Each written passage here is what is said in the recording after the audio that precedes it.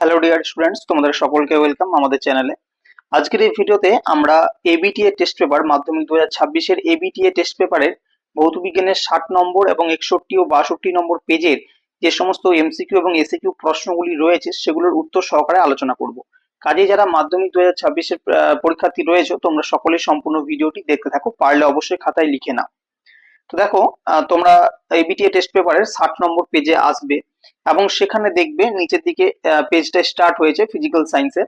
তো প্রথম যে 15টি এমসিকিউ আছে সেই 15টি এমসিকিউ প্রথমে আমরা আলোচনা করি। প্রথমেই দেখতে পাবে যে প্রশ্নটা দেওয়া আছে, সূর্যালোকের কোন রশ্মির জন্য সোলার কুকার কাজ করে। তো চারটি অপশন আছে, তো সঠিক উত্তরটা হবে অপশন সি, ইউভি রশ্মি, আল্ট্রাভায়োলেট রে অথবা অতিবেগুনি রশ্মি। এরপর হচ্ছে 2 নম্বর প্রশ্ন কি বলেছে। 2 নম্বর প্রশ্ন বলেছে পি চাপ ও টি তাপমাত্রায় ভি আয়তন হাইড্রোজেন গ্যাসের, আচ্ছা আমি উপর দিকে একটু তুলছি, পি চাপ ও টি তাপমাত্রায় ভি আয়তন হাইড্রোজেন গ্যাসের অণুর সংখ্যা এক্সটি হলে একই চাপ উষ্ণতায় 3 ভি আয়তন CH4 গ্যাসে অণুর সংখ্যা কত হবে। তো এটা সবসময় মনে রাখবে, যদি চাপ ও তাপমাত্রা একই থাকে তাহলে গ্যাসটা যাই হোক না কেন তোমার আয়তন আগের তুলনায় যত গুণ বৃদ্ধি পাবে তোমার অণুর সংখ্যাটা তত গুণই বৃদ্ধি পাবে। অর্থাৎ আগে আয়তন ছিল ভি, সেটা হয়ে গেছে 3 ভি। আগের অণুর সংখ্যা যদি এক্স হয় এখন সেটা হয়ে যাবে 3x। এটা সঠিক উত্তর করবে অপশন বি, 3x। এবার তোমার 3-এর দাগের প্রশ্ন। 3-এর দাগের প্রশ্নে বলেছে যখন জলের বাষ্প ঘনত্ব 9 তখন এটি যে অবস্থায় থাকে। তো আমরা এটা জানি যে গ্যাসের বাষ্প ঘনত্ব যদি 9 হয়, সরি জলের বাষ্প ঘনত্ব 9, তার মানে ওর ভরটা কত হবে, আণবিক ভর মানে গ্যাসের আণবিক ভর। আণবিক ভর হয় 9 × 2 মানে 18, মানে জলের যেটা আণবিক ভর। ঠিক আছে, তো এখানে বলেছে যেটি যে অবস্থায় থাকবে, H2O কি অবস্থায় থাকবে, কারণ আমরা এই যে ভরটা বার করছি এই ভরটা হচ্ছে আমাদের গ্যাসের বাষ্প ঘনত্ব এবং গ্যাসের আণবিক ভর।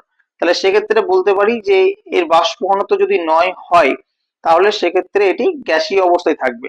ঠিক আছে, সি এর অপশন সি হবে। 4-এর দাগের হচ্ছে তাপীয় রোধের একক কি, এটা অপশন এ হবে ওয়াট পার কেলভিন বা ডাব্লিউ পার কে। এরপর হচ্ছে 5-এর দাগের প্রশ্ন, যেটা আলোর থেকে একটা অঙ্ক দিয়েছে। ঠিক আছে, বলা হচ্ছে যে কোন লেন্সে, কোন উত্তল লেন্স থেকে 60 সেমি দূরে বস্তু রাখলে লেন্স থেকে 60 সেমি দূরে সদ্বিম্ব গঠিত হয়, লেন্সটির ফোকাস দৈর্ঘ্য কত হবে। এবার আমি আগের দিন বলেছিলাম, আর একটা পেজ যখন আমি সলভ করেছিলাম, যে লেন্সের যে সদ্বিম্ব গঠিত হয় সেটা ব্যাসার্ধে গঠিত হয়, ব্যাসার্ধ যতটা দূরে সেখানে সদ্বিম্বটা গঠিত হয়। তাহলে এক্ষেত্রে আমরা সদ্বিম্ব যতটা দূরে আছে সেটাকে আমি 60 ধরবো ব্যাসার্ধটা। ঠিক আছে, তাহলে আর ইকুয়াল টু যদি 60 হয় তাহলে আমাকে বের করতে হবে ফোকাস দৈর্ঘ্য মানে এফ। এফ ইকুয়াল টু কি হবে, R/2 মানে 60/2 মানে কত, 30 সেন্টিমিটার। ঠিক আছে, তো এটা সঠিক উত্তরটা হবে অপশন এ, 30 সেন্টিমিটার। 6-এর প্রশ্ন বলেছে কোন মাধ্যমে আলোর বেগ যদি 2.5 × 10⁸ মিটার পার সেকেন্ড হয় ওই মাধ্যমে প্রতিসরাঙ্ক কত। এবার প্রতিসরাঙ্কের যে সূত্র সেটা আমরা জানি, মিউ সমান c/v। সি মানে হচ্ছে আলোর বেগ, আলোর গতিবেগ 3 × 10⁸ মিটার পার সেকেন্ড, আর ভিটা হচ্ছে তোমার মাধ্যমের আলো বেগ, যেটা দিয়েছে 2.5 × 10⁸। ঠিক আছে, এবার এই দুটোকে আমরা ক্যালকুলেশন করলে পেয়ে যাবো 10⁸, 10⁸ কেটে যায় তাহলে আমাদের হাতে থাকে 3/2.5। এই পয়েন্টটা তুলে আমি উপরে কি করব, 10 করে দেবো, মানে 3 × 10, 3 × 10/25। এবার দেখো 5×2 = 10 আর 5×5 = 25, মানে উপরে হচ্ছে 3×2 = 6 বাই নিচে হচ্ছে 5। তাহলে আমাদের উত্তরটা আসছে কত, 6/5, যেটা কত নম্বর অপশনে রয়েছে, অপশন নম্বর ডি তে রয়েছে 6/5। 7-এর প্রশ্ন বলেছে কোন আহিত বস্তুর আধানের সর্বনিম্ন মান কি হতে পারে। তো এটা মনে রাখবে যে কোন আহিত বস্তুর আধান সর্বনিম্ন মান সবসময় ইলেকট্রনের যে আধান সেটা হয়। এবার তোমাকে ইলেকট্রন বা প্রোটন এগুলো আধান মনে রাখতে হবে। তো সেক্ষেত্রে ইলেকট্রনের যে আধান সেটা হচ্ছে সি এরটা 1.6 × 10⁻⁻19 কুলম্ব। তো এটা হবে তোমাদের সঠিক উত্তর। এরপর হচ্ছে 8-এর প্রশ্ন, রোধের সমান্তরাল সমবায়ে যে রাশিটি ধ্রুবক রাখা হয় তা কোনটি। দেখো, রোধের সমান্তরাল সমবায়ে মনে রাখবে যে অপশন সি, বিভব পার্থক্য ধ্রুবক থাকে। ঠিক আছে, বিভব পার্থক্যটা ধ্রুবক থাকে, কারণ তোমরা রোধের সমান্তরাল সমবায়টা দেখবে ভালো করে, সেই জায়গায় বিভব প্রভেদটা কিন্তু একই থাকে। ঠিক আছে, আচ্ছা, আর তড়িৎ প্রবাহ মাত্রা তো 3টে ভাগে ভাগ হয়ে যায়, I1, I2, IR। ঠিক আছে, I3 এই হবে।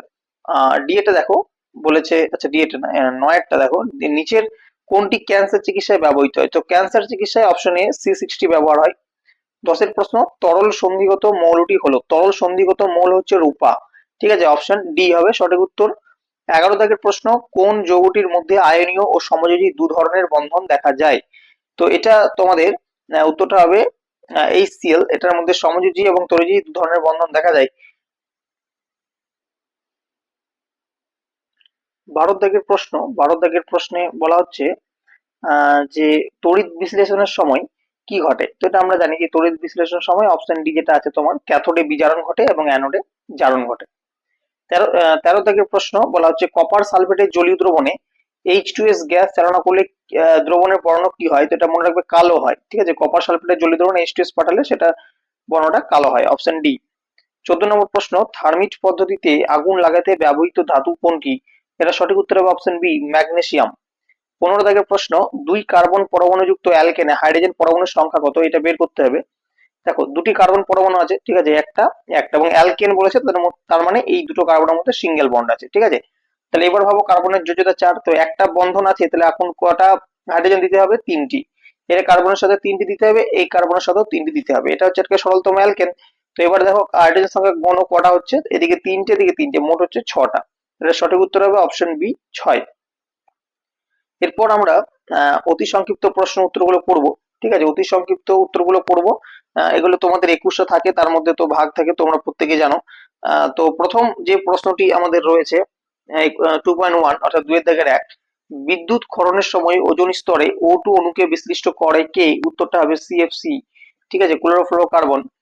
অথবা দিয়ে প্রশ্ন আছে যে বায়ুমণ্ডলের কোন স্তরে টেলি যোগাযোগ ব্যবস্থায় অপরিহার্য? উত্তরটা হবে থার্মোস্ফিয়ার। 2 এর দাগের প্রশ্ন, বায়োগ্যাস উৎপাদনকারী ব্যাকটেরিয়ার নাম কি? ঠিক আছে, এটা হবে মিথানোব্যাকটেরিয়াম। বায়োগ্যাস উৎপাদনকারী ব্যাকটেরিয়া হচ্ছে মিথানোব্যাকটেরিয়াম, মনে রাখবে। 3 এর দাগের প্রশ্ন, নিচের বিবৃতিটি সত্য না মিথ্যা? বাস্তব গ্যাসের অণুগুলির সসীম আয়তন আছে, এটা আদর্শ গ্যাস থেকে বিচ্যুতির একটি কারণ।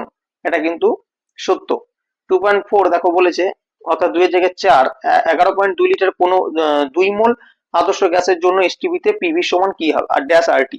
যেটা মনে রাখো যে 1 মোলের জন্য 22.4 লিটার গ্যাসে আয়তনটা হয় PV=NRT, মানে অনুসংখ্যা যদি n হয়। ঠিক আছে, এক মোল তোমার 1 মোলের ক্ষেত্রে, মানে তোমার এটা সূত্রটা আমাদের কি হয়? PV= হয় NRT। ঠিক আছে, PV=NRT হয়, এটা আমাদের 22.4 লিটারে, যখন এটা আমার 1 মোল থাকে। তো এখানে বলেছে 2 মোল যদি হয়, তাহলে সেক্ষেত্রে কি হবে? n এর জায়গায় আমাদের 2 বসবে।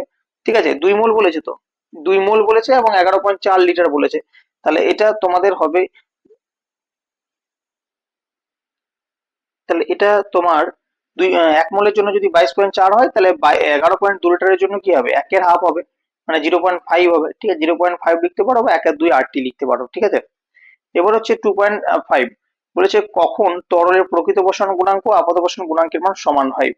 এটা তোমরা জানো যে কখন সমান হবে না, যদি পাত্রের যে প্রসারণ সেটা যদি শূন্য হয়। ঠিক আছে, পাত্রের প্রসারণ গুণাঙ্ক সেটা যদি শূন্য হয়, তাহলে সেক্ষেত্রে তরলের প্রকৃত প্রসারণ গুণাঙ্ক আর আপাত বসান গুণাঙ্ক সমান হবে। এরপরের প্রশ্ন, স্থির চাপের গ্যাসের আয়তন গুণাঙ্কের মান কত? তো স্থির চাপে আয়তন প্রসারণ গুণাঙ্কের মান কত হয়? 1/273 ডিগ্রি/সেলসিয়াস। ঠিক আছে, আচ্ছা এরপর হচ্ছে একটি অবতল দ্রবণের প্রকাশ দৈর্ঘ্য 10 সেমি, জলে নিমজ্জিত অবস্থায় প্রকাশ দৈর্ঘ্য কত হবে? তো জলে নিমজ্জিত অবস্থায় প্রকাশ দৈর্ঘ্য 10 সেমি হবে, কারণ এর কোনো পরিবর্তন হয় না। ঠিক আছে, 10 সেমি হবে, জলে নিমজ্জিত করলে প্রকাশ দৈর্ঘ্যের কোনো পরিবর্তন হয় না, তাই। 7 এর দাগের প্রশ্ন, দৃশ্যমান আলোর কোন বর্ণের তরঙ্গ দৈর্ঘ্য সবচেয়ে বেশি? তো এটা আমরা জানি যে লাল বর্ণের তরঙ্গ দৈর্ঘ্য যে আলো, সেটা সবচেয়ে বেশি হয়, তরঙ্গ দৈর্ঘ্য বেশি বেশি হয়। 8 এর প্রশ্ন, আর্থিং তার সর্বদা ভূ সংলগ্ন থাকে কারণ পৃথিবীর বিভব সর্বদা ড্যাশ, উত্তরটা হবে 0। অথবা দিয়ে আছে আন্তর্জাতিক পদ্ধতিতে লাইভ তারের বর্ণ কি হয়? তো লাইভ তারের বর্ণ হয় সর্বদা বাদামি। ঠিক আছে, আন্তর্জাতিক পদ্ধতিতে। 9 এর দাগের প্রশ্ন, ফ্লেমিং এর বামহস্ত নিয়মে চৌম্বক ক্ষেত্র ও তড়িৎ ক্ষেত্রের মধ্যবর্তী কোণটি কত? তো উত্তরটা হবে 90 ডিগ্রি। ঠিক আছে, চৌম্বক ক্ষেত্র এবং তড়িৎ ক্ষেত্রের মধ্যবর্তী কোণ হচ্ছে 90 ডিগ্রি। 10 এর দাগের প্রশ্ন, লিউকোমিয়া রোগের চিকিৎসায় কোন তেজস্ক্রিয় পদার্থ ব্যবহার হয়? তো লিউকোমিয়া রোগের যে চিকিৎসা, সেক্ষেত্রে আমাদের ফসফরাস ব্যবহৃত হয়, মানে তোমার P32 ব্যবহার হয়, ফসফরাস। ঠিক আছে, আচ্ছা এরপর আমাদের একটা ম্যাচিং আছে, সেই ম্যাচিংটা করতে হবে। তো দেখো 11, এটা হচ্ছে তোমার 11। তো প্রথম বলেছে যে একটি ক্ষারীয় মৃত্তিকা মৌল, তো একটি ক্ষারীয় মৃত্তিকা মৌলটা হচ্ছে আমাদের ম্যাগনেসিয়াম, এর সাথে 1 এর সাথে বি হবে। 2 এর বলেছে ছাপার ব্লকটা হবে সীসা। ঠিক আছে, অর্থাৎ সি এরটা হবে। তারপর বলেছে একটি বিরল মৃত্তিকা মৌল, একটি বিরল মৃত্তিকা মৌল সেলিয়াম সিই। তারপর চারেরটা বলেছে অর্থাৎ তিনের সাথে তাহলে ডি হবে। আর দুটি গাছের বিক্রিয়া উৎপন্ন কঠিন, এটা NH4Cl হবে, অর্থাৎ চারের সাথে এক। এরপর আমরা যাব পরের আবারও প্রশ্ন আছে এসিকিউ 12 প্রশ্ন, যে কোনো বস্তুতে সোনার প্রলেপ দিতে তড়িৎ বিশ্লেষ্য হিসাবে কি ব্যবহার করা হয়। এটা আমরা জানি যে সোনার যদি প্রলেপ দিই তাহলে সেক্ষেত্রে আমরা পটাশিয়াম অরসায়ানাইডের জলীয় দ্রবণ ব্যবহার করব, ঠিক আছে। এটা মনে রাখবে, পটাশিয়াম অরসায়ানাইড, লিখে নাও খাতায়। 13 দাগের প্রশ্ন বলেছে যে গলিত NaCl এর তড়িৎ বিশ্লেষণে ক্যাথোডে কি উৎপন্ন হয়। তো এটা কি উৎপন্ন হবে না, Cl মাইনাস আয়ন উৎপন্ন হবে আর অ্যানোডে Na প্লাস উৎপন্ন হবে, ঠিক আছে। আচ্ছা, এরপর হচ্ছে 14 দাগের প্রশ্ন, জলে কোন আয়নের উপস্থিতিতে মরিচা পড়া ত্বরান্বিত হয়। তো এটা উত্তর হবে Cl মাইনাস আয়ন, ঠিক আছে, Cl মাইনাস আয়ন অথবা SO4 2 মাইনাস আয়ন, দুটোর মধ্যে যে কোনো একটা। এরপর হচ্ছে 15 দাগের সালফান কি। তো এটা আমরা জানি সালফান কাকে বলে না, 100% ওলিয়ামকে, ঠিক আছে, 100% ওলিয়ামকে আমরা 100% ওলিয়ামকে আমরা সালফান বলি। এরপর হচ্ছে যে SO2 থেকে SO3, ঠিক আছে, তাই তো। SO2 SO2 থেকে SO3 রূপান্তরকরণের প্রক্রিয়ায় কোন অনুঘটকটি বেশি উপযোগী। তো এটা হচ্ছে ভ্যানাডিয়াম পেন্টঅক্সাইড অর্থাৎ V2O5 হচ্ছে বেশি উপযোগী। এরপর হচ্ছে 16 দাগের প্রশ্ন, যে ম্যাগনেসিয়াম অক্সাইড অণু লুইস ডট অঙ্কন করতে হবে, ঠিক আছে। তো ম্যাগনেসিয়াম অক্সাইড অণুর যে লুইস ডট, এটা আমি আগেও দিয়েছিলাম তোমাদের, ম্যাগনেসিয়াম অক্সাইড অর্থাৎ MgO, এটা লুইস ডট কিভাবে করবে, ম্যাগনেসিয়ামের 12 হয় এবং অক্সিজেনের 6, ঠিক আছে। তো সরি, অক্সিজেন 8 হয়। তো এক্ষেত্রে অক্সিজেন এবং তোমার ম্যাগনেসিয়াম এই দুটোর লুইস ডট করতে হবে। দেখো ম্যাগনেসিয়ামের যদি আমরা ইলেকট্রন বিন্যাস করি, এটা আমি আগেও যে পেজে ছিল সেখানে আমি করিয়েছিলাম, ঠিক আছে, আমি লিখছি MgO, ম্যাগনেসিয়ামের 12 ইলেকট্রন বিন্যাস করলে আমরা কি পাবো, ম্যাগনেসিয়ামের 2 2,8,2, ঠিক আছে। আর অক্সিজেনের কত পাবো, অক্সিজেন হচ্ছে 8, তাহলে হচ্ছে 2,6। তো এবার কি করবে, ম্যাগনেসিয়াম সুস্থিত হতে চাইলে কি করবে, এর যে দুটো ইলেকট্রন সেটা কি করবে, অক্সিজেনকে দিয়ে দেবে, ঠিক আছে, অক্সিজেনকে দিয়ে দেবে। তাহলে অক্সিজেনের ইলেকট্রন সংখ্যাটা কত হবে, 8 হয়ে যাবে। আর এমজির সুস্থিত হয়ে যাবে, কারণ সর্বোচ্চ কক্ষে এমজিরও 8টা ইলেকট্রন থাকছে, ঠিক আছে, 8টা। আর অক্সিজেনের কটা হয়ে যাবে, 8টা হয়ে যাবে। এবার আশা করছি তোমরা লুইস ডটটা করতে পারবে, ঠিক আছে, করে নেবে অবশ্যই। আর যদি না বুঝতে পারো তাহলে আগের যে ভিডিওটা ছিল আমার সেটা দেখে নিতে পারো, ঠিক আছে। তোমরা বইতেও পেয়ে যাবে অবশ্য, এটা জাস্ট তোমাদেরকে বুঝিয়ে দিলাম, তোমরা এটা করবে। এবার দেখো যে 17টা বলেছে যে সরলতম কিটোনে কতগুলি কার্বন পরমাণু থাকে। এবার এখানে সমস্যা হয় সরলতম কিটোন কোনটা, ঠিক আছে। তো মনে রাখবে সরলতম কিটোনে কার্বন পরমাণু থাকে তিনটি। অথবা দিয়ে প্রশ্ন, ডাইমিথাইল ইথারের কার্যকরী গ্রুপ গঠিত আইসোমার কোনটি। তো ডাইমিথাইল ইথারের আইসোমার কার্যকরী গ্রুপ গঠিত আইসোমার হচ্ছে ইথানল, ঠিক আছে, ইথানল মনে রাখবে। আচ্ছা, এরপর হচ্ছে তোমার 18 দাগের প্রশ্ন এবং আজকের ভিডিওর শেষ প্রশ্ন, তরল ব্রোমিন দ্রবণে ইথিন গ্যাস চালনা করলে দ্রবণের বর্ণের কি পরিবর্তন হবে।